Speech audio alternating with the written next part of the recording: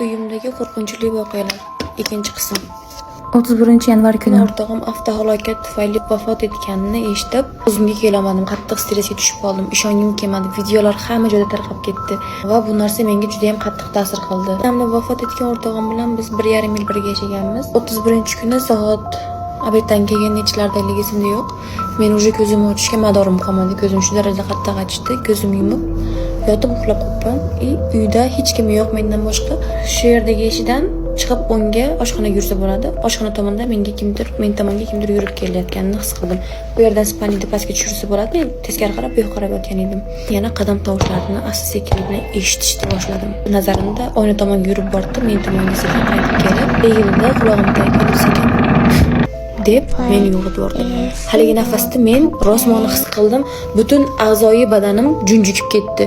Shundan keyin ancha qo'rqoq bo'lib qoldim. Mazam bo'lmadi. Andijonga ketdim. Bu hali hammasi emas. Sizlarga qiziq bo'lsa, men yana davomini chiqaraman. Sizlarda ham hayotingizda shunday qo'rqinchli voqealar bo'lganmi?